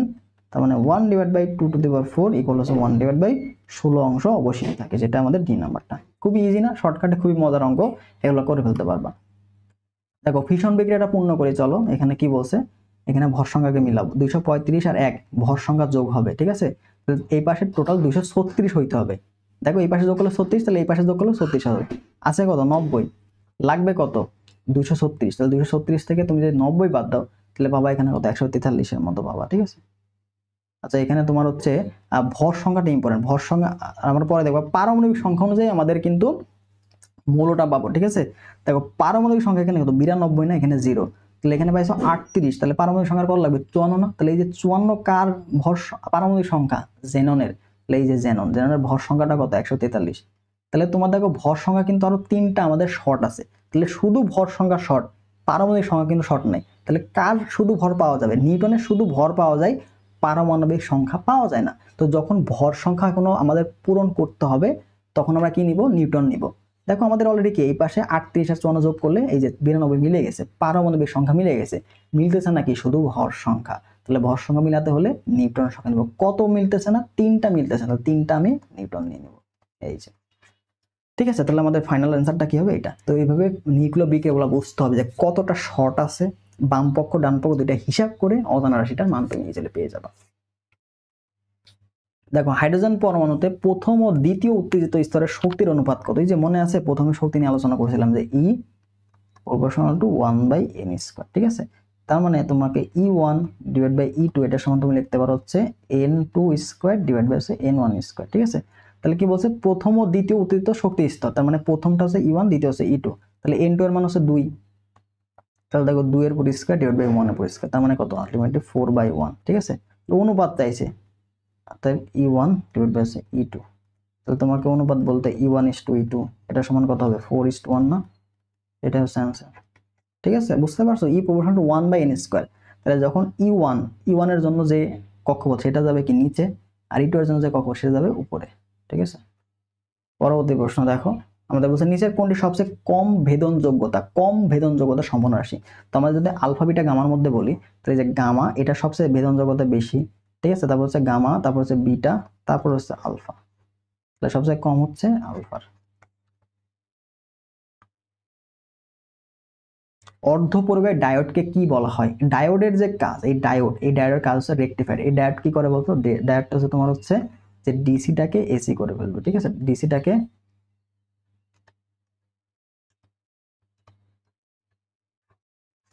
এসি কনভার্ট করে ফেলবে। এটার কাজ কি? রেকটিফায়ার, একমুখীকরণ, একমুখী একমুখীকরণ করে দেয়, ঠিক আছে? একমুখীকরণ করে দেয়। আচ্ছা, এটা তোমার একটু ভুল হয়েছে। একমুখীকরণ মানে এসি থেকে ডিসি করে দিবে, এসি থেকে ডিসি করে দিবে, এসি থেকে ডিসি। পি টাইপ অর্ধপরিবাহের জন্য বিশুদ্ধ জার্মেনিয়ামের সাথে অপদ্রব মেশানো। পি টাইপের জন্য আমরা মিশাবো কি? ত্রিযোজি মৌল। পি টাইপের সাথে আমরা মিশাবো হচ্ছে ত্রিযোজি মৌল, ঠিক আছে? ত্রিযোজি মৌল, ত্রিযোজির মধ্যে আমরা পাবো হচ্ছে বোরন, অ্যালুমিনিয়াম, গ্যালিয়াম, ইন্ডিয়াম, ঠিক আছে? গ্যালিয়াম, ইন্ডিয়াম এটা পাবো। তাহলে এখানে দেখো কি আছে? গ্যালিয়াম দিয়ে আছে না, তো গ্যালিয়ামটা ইম্পর্টেন্ট প্রশ্ন। আর বাকি যেগুলো আছে সেগুলো হচ্ছে আমাদের কি বলতো? এন টাইপের জন্য ইম্পর্টেন্ট। তো পরবর্তীতে আসো, এখানে আমাদের বলছে এন টাইপ অর্ধপরিবাহের জন্য কোন বিশুদ্ধ জার্মেনিয়ামগুলো হবে? এন টাইপ, তো এন টাইপের জন্য আমরা পাবো হচ্ছে পঞ্চযোজি। এন টাইপের জন্য আমরা পাবো কি? পঞ্চযোজি, ঠিক আছে? পঞ্চযোজির মধ্যে কি আছে বলতো? নাইট্রোজেন আছে, ঠিক আছে? ফসফরাস আছে, তারপরে এখান থেকে পাবো হচ্ছে আর্সেনিক পাবো, ঠিক আছে? তো এইগুলাই আমাদের মূলত লাগবে। তারপর বিসমাথ আছে, এরকম গুলা, অ্যান্টিমোনিয়া আছে, ঠিক আছে? তো এই ভ্যালুগুলো লাগবে। তো এখানে আমাদের কি আর্সেনিক অপশন আছে না? আর্সেনিকটাই প্রায় দেখতে যাওয়া যায়। আর্সেনিক, তারপর নাইট্রোজেন, ফসফরাস, এগুলো আমাদের এন টাইপ যে আছে তাদের জন্য ইম্পর্টেন্ট, ঠিক আছে? দেখো, তাপমাত্রা বাড়লে অর্ধপরিবাহী কি হবে? তুমি যত তাপমাত্রা বাড়াবা অর্ধবাহীটা সেটা পরিবাহিতা রূপান্তর করবে, ঠিক আছে?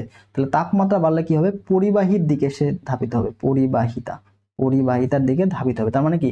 অর্ধপরিবাহীর রোধটা কি হবে? তো রোধটা কমে যাবে, রোধ কমে যাবে। তুমি যত তাপমাত্রার মানটা যত বাড়াবে, তোমার যে রোধ, এই রোধের মানটা তত কমে যাবে, পরিবাহী ধর্মটা তত বৃদ্ধি পাবে। তাহলে এটা কি হবে? তো হ্রাস পাবে, ঠিক আছে? হ্রাস পাবে। আবার জিরো ক্যালভিনে অর্ধপরিবাহী অন্তরক হিসেবে কাজ করে। অর্ধপরিবাহী কি হয় বলতো? অন্তরক হয়ে যায়। তাহলে অন্তরক, জিরো ক্যালভিন মানে কি? শূন্য তাপমাত্রা, পরম শূন্য তাপমাত্রাতে অর্ধপরিবাহী কেমন হয়ে যাবে? অন্তরক হিসেবে কাজ করে, ঠিক আছে? এখান থেকে কিন্তু প্রশ্ন আসে দেখা যায়। তো নেক্সট কোয়েশ্চেন দেখো, তোমাকে বলছে একটি ট্রানজিস্টরের প্রবাহ বিবর্ধন গুণাঙ্ক আলফা এর মান তোমাকে দেওয়া আছে। নিঃসারক প্রবাহ বিটার মান তোমাকে, বা আইজি, এটা বিটা হবে 1। আচ্ছা, এটা হচ্ছে 1 মিলিঅ্যাম্পিয়ার প্রবাহ লাভ হলে বিটার মান কত আছে? জি দেওয়া আছে। তো এদের মধ্যে বিটা এবং আলফার মধ্যে আমরা সম্পর্ক জানি, বিটা এবং আলফা। তো বিটা এটা সমান হচ্ছে alpha divide by 1 minus alpha, ঠিক আছে? এটা হচ্ছে বিটা এবং আলফার মধ্যে সম্পর্ক। তো তুমি যদি বাকি ভ্যালুগুলা বসায় দাও তাহলে অ্যান্সারটা কে যাবে? আলফার মান কত? 0.95 ডিভাইড বাই 1 মাইনাস 0.95, ঠিক আছে? তার মানে দেখো 0.95 ডিভাইড বাই তোমার এখানে কি থাকে? এখানে থাকবে হচ্ছে 0.05, ঠিক আছে? 0.05। তো এটাকে ভাগ করে দেখতে হবে এটার অ্যান্সারটা কত আসে।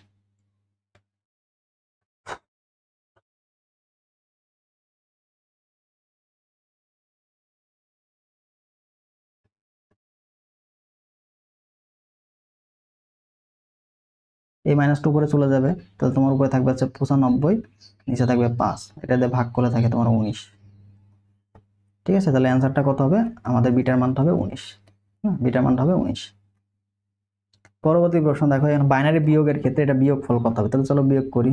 1 0 0 1 0, তারপর হচ্ছে নিচে লিখবা 1 1 0 1। বিয়োগ করো, উপরে কি আছে? 0 না? এটা ছোট না বড় বলো তো? এটা ছোট না বড়? এটা অবশ্যই ছোট সংখ্যা 1 এর থেকে। তাহলে বিয়োগের সময় আমরা কি করতাম? যদি উপরে ছোট হয় তাহলে বেজটা যোগ করতাম। তাহলে বাইনারি সংখ্যার বেজ কত? 2 না? তাহলে 0 এর সাথে 2 যোগ করে দাও, তাহলে 2 থেকে 1 বাদ দিলে কত থাকে? 1 থাকে। এবার তুমি এখানে বাইনারি বেসটা কয়বার যোগ করছো? একবার যোগ করছো না? ওই একটা আসে এখানে যোগ হবে, তাহলে 1 আর 1 যোগ করলে কত হয়? 2 হয়ে যায়।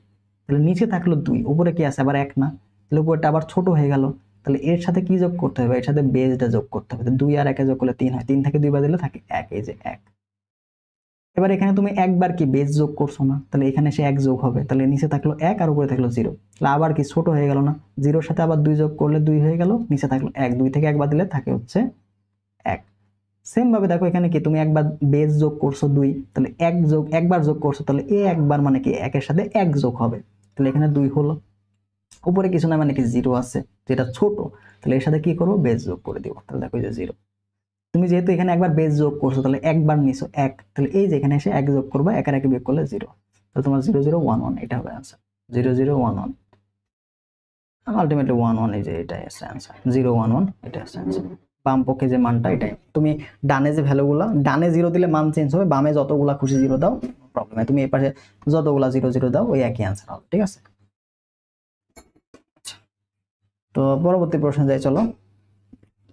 এখানে বলছে ডায়োড ব্যবহৃত হয় নিচের কোন যন্ত্রে? ডায়োড ব্যবহৃত আমরা বলছিলাম একমুখীকরণে, তাহলে সেটা লাগে হচ্ছে রেডিওতে, রেডিওতে তোমাদের ডায়োড ব্যবহার করা হবে, ঠিক আছে। ডায়োড বা রেকটিফায়ার, রেকটিফায়ার।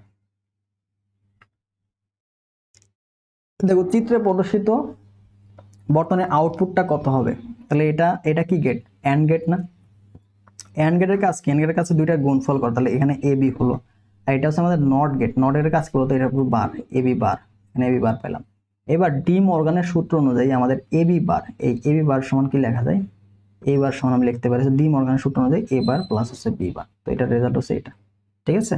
তাহলে আমাদের যে অর গেট আছে, অর গেটে কি করে, অর গেটে এ আর বি যদি দেই তাহলে এ প্লাস বি করে, যদি আমাদের অ্যান্ড গেট দেই তাহলে এ আর বি কি করে দিবে, এ আর বি আমাদের গুণ করে দিবে। যদি নট গেটে দিই, নট গেটে একটা ইনপুট থাকবে একটা আউটপুট থাকবে, নট গেটে কি হবে, এ বার হয়ে যাবে, ঠিক আছে। তো এই যে নর্মাল যে গেটগুলো আছে এগুলো কি আমাদের লাগবে, এগুলা কি বলতো, এগুলো হচ্ছে আমাদের মৌলিক গেট, এগুলো হচ্ছে আমাদের মৌলিক গেট। যদি বলো মৌলিক গেট কোনটা, এগুলো হচ্ছে মৌলিক গেট। আবার দেখো নট এবং অ্যান্ড, নট এবং ন্যান্ড, নট এবং ন্যান্ড, এইগুলো হচ্ছে আমাদের ইউনিভার্সাল গেট, এগুলো হচ্ছে আমাদের ইউনিভার্সাল গেট, এগুলো হচ্ছে আমাদের ইউনিভার্সাল গেট। তোমাকে যে প্রশ্ন আছে ইউনিভার্সাল গেট কি বা ন্যান্ড গেট, এবং আচ্ছা এখানে হচ্ছে নর হবে, হ্যাঁ নর এবং ন্যান্ড, নর এবং ন্যান্ড গেট দিয়ে সবগুলা গেটকে তুমি কাজ করতে পারবে, ঠিক আছে। তাহলে নর পাওয়া যাবে কিভাবে, নর এটা সমান হচ্ছে তোমার আলটিমেটলি অর গেট যোগ হচ্ছে নট গেট, তাহলে তুমি নর পাবা, এটা চিত্রটা এমন এমন, ঠিক আছে। এবার আমরা যদি ন্যান্ড বলি, ন্যান্ডের ক্ষেত্রে কি হয়, ন্যান্ডের ক্ষেত্রে তোমার হচ্ছে অ্যান্ড গেট, অ্যান্ড গেট যোগ হচ্ছে নট গেট, ঠিক আছে। চিত্র কেমন হবে এরকম, তো আশা করি বুঝতে পারছো। তো পরবর্তী প্রশ্নে চলো। এখানে আমাদের একটি ব্রিজ রেকটিফায়ারের বর্তনীর ইনপুট সংকেত 50 হার্টজ, এর আউটপুট সংকেত কত কম্পাঙ্ক হবে? তো ইনপুট সংকেত আউটপুট, দেখো রেকটিফায়ারের কাজ কি হবে, একমুখীকরণ করবে, তাই না। তাহলে এটা দেখো এরকম ছিল, এটা এসি কারেন্ট, তো এসি কারেন্টকে আমরা এখানে করব, কি করব, ডিসিতে কারণ তখন এই যে এইটা এই পার্ট আর এই পার্ট ভেঙে তোমার একমুখী হয়ে যাবে, দেখো একমুখী হয়ে গেল। তাহলে এটার যে একটা কম্পাঙ্ক, এটার জন্য আমাদের এখানে দুইটা পার্ট পাবো, এখানে জন্য আমাদের দুইটা কম্পাঙ্ক পাবো, দুইটা তরঙ্গ দৈর্ঘ্য পাবো, ঠিক আছে। এটা এক অংশ, এটা এক অংশ, ঠিক আছে।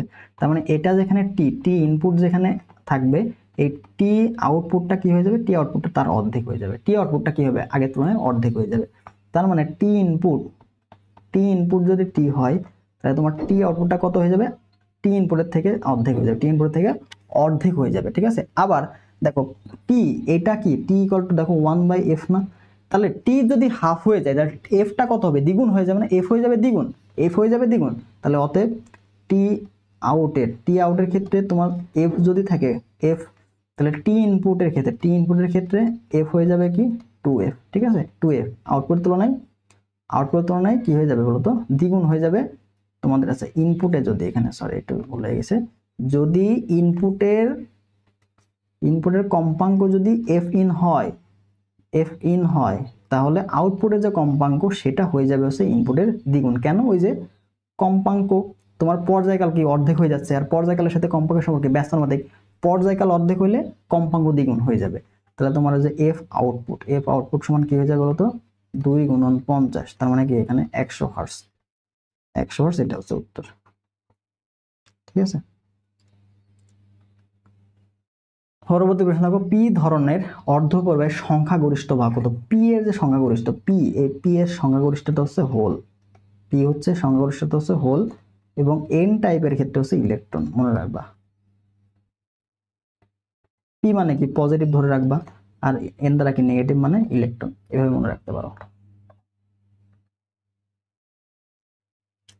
একটি জাংশনের সম্মুখ বায়োসে বিভব পার্থক্য দেওয়া আছে 2.2 ভোল্ট থেকে বাড়িয়ে 2.38, মানে বিভব কি হলো V1 থেকে তোমাকে V2 করা হলো এবার বিদ্যুৎ প্রবাহ তোমাকে দেওয়া আছে 350 মিলি অ্যাম্পিয়ার বৃদ্ধি পেল, তাহলে জাংশনের গতি ও রোধ কত? রোধ মানে কি জানি, রোধ আর ইকুয়াল টু কত, del V divide by I. তাহলে del V V2 minus V1 divide by কারেন্টের মান, ঠিক আছে। তাহলে V2 কত, 2.38 মাইনাস 2.2 বা এখানে 2.0 তুমি লিখতে পারো বিয়োগের সুবিধার্থে, ডিভাইড বাই 350 মিলি অ্যাম্পিয়ার। তাহলে দেখো 350 মিলি অ্যাম্পিয়ার মানে কি 10 টু দি পাওয়ার মাইনাস 3, ঠিক আছে, 10 টু দি পাওয়ার মাইনাস 3, তার মানে উপরে চলে আসলো কত, 20 বাদলে তুমি এখানে পাচ্ছ 0.18, এই 10 টু দি পাওয়ার মাইনাস 3 উপরে চলে যাবে, তার মানে 10 টু দি পাওয়ার 3 তুমি পাইলা, আর নিচে তোমার হলো 350, ঠিক আছে। তো এটা ক্যালকুলেশন করলে তোমার চলে আসে 0.514 ওহম। তো তোমার মানগুলো এরকম দেওয়া থাকবে না, তুমি কনসেপ্টটা মনে রাখো। গতিরোধ বললে তুমি বিভব পার্থক্য যতটুকু পরিবর্তন হয়েছে তাকে তুমি কারেন্টের মান দিয়ে ভাগ করে দিবা, তাহলে তুমি জংশনের গতীয় রোধটা পেয়ে যাবা, ঠিক আছে, গতীয় রোধটা ডেলার বা এটা পেয়ে যাবা, ঠিক আছে। মানটা হয়তো তোমাকে চেঞ্জ করে দিবে, এত কঠিন দিবে না, তো হ্যান্ড ক্যালকুলেশন বের করতে হবে।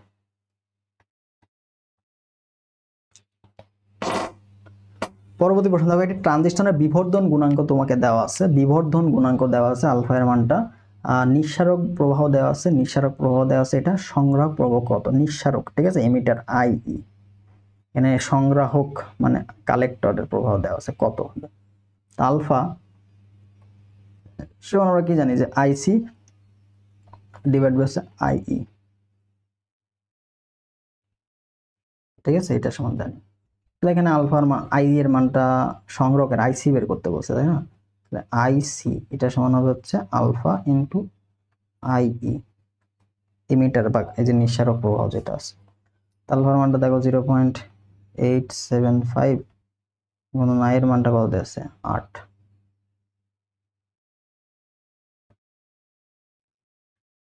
দেখো 8 8 64, 8 7, তার মানে 64, তার মানে 7 এর কাছাকাছি একটা মান পাবা, তুমি 7 এর কাছাকাছি একটা মান পাবা, এত মিলি অ্যাম্পিয়ার, ঠিক আছে।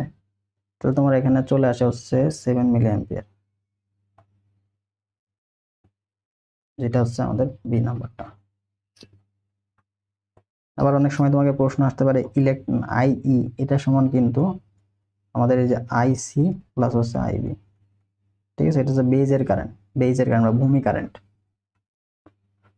পরবর্তী দেখো এখানে বলছে পিএন জাংশনের সংযোগ স্থলে নিঃশেষিত স্তর তৈরি কখন, এটা তোমার আধান বাহকের যে ব্যাপন আছে না, যখনই আধান বাহকের ব্যাপন হবে, আধান বাহকের ব্যাপন, তখন এখানে ডিপ্লেশন তৈরি হবে, তখন এখানে ডিপ্লেশন তৈরি হবে, ডিপ্লেশন লেয়ার, ডিপ্লেশন লেয়ার তৈরি হবে, ঠিক আছে, ডিপ্লেশন লেয়ার তৈরি হবে। পরবর্তীতে আমাদের বাইনারি নাম্বারটাকে ডেসিমেলে কনভার্ট করব, বিসিডি কোড দিয়ে খুবই ইজিলি করা যাবে। দেখো এইভাবে 1 2 4 8 16, প্রথমে যা শুরু করবা তার থেকে দ্বিগুণ দ্বিগুণ করে বাড়বা।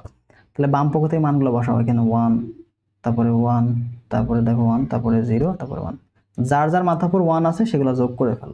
তাহলে দেখো এখানে কত আসছে, 16 যোগ 4 যোগ 2 যোগ 1, তার মানে তোমার এখানে 23, এটাই হচ্ছে আমাদের সেই কাঙ্ক্ষিত ডেসিমেল মান। এটার অ্যান্সার কত হবে, অ্যান্সার হবে হচ্ছে 23,10, ঠিক আছে। তো দেখবা কয়টা বের হচ্ছে, 1 2 3 4 5, তার মানে 1 থেকে শুরু করবা, 1 এর ডবল 2 নিবা, 4 নিবা, 4 এর ডবল 8, 8 ডবল 16, ঠিক আছে। এভাবে বাম থেকে নিচে নিচে বসাবা, 1 1 1, যার যার মাথার যার যার নিচে 1 আছে সেগুলো যোগ করে দিবা, 16 8 2 1, তাহলে তুমি ডেসিমেলের মানটা পেয়ে যাবা, ঠিক আছে, ডেসিমেলের মানটা পেয়ে যাবা।